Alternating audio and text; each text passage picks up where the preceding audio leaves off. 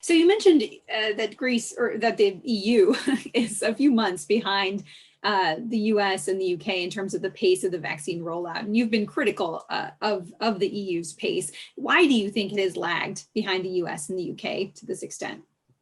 Well, I'm sure, Nubar also has, experience in the negotiations that took place between the EU and the big, and the pharmaceutical companies.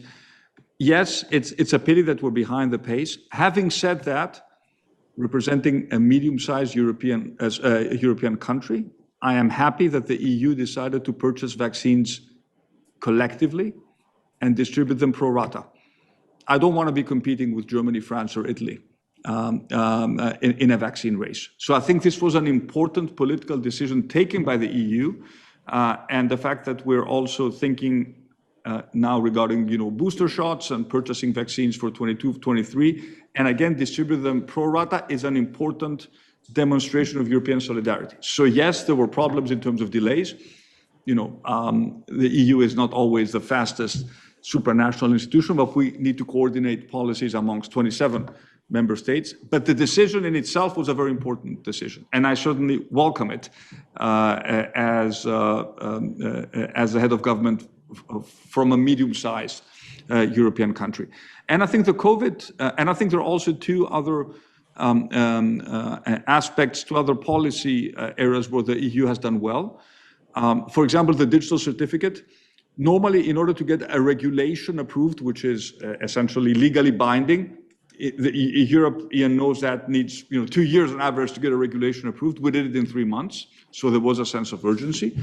And of course, the fact that we have mobilized significant resources at the EU level through the Recovery and Resilience Fund is tremendous. I mean, we essentially did what nobody thought could happen. We borrowed at the European level.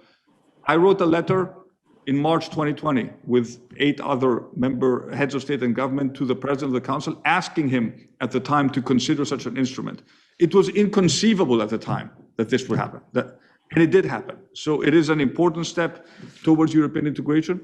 My country, Greece, will receive 32 billion euros, 19 billion in direct grants for investments and reforms. We've submitted a good plan that focuses a lot on digital transformation and the green transition. But this is really significant. It gives us a lot of comfort that it can also leverage private capital to really change the country in terms of driving through meaningful investments, including in healthcare and in digital health. I mean, the one thing which a lot of people were surprised with was how quickly we drove through the digital transformation in Greece during COVID. Our campaign, our vaccination campaign, was fully digital, and it was a big success.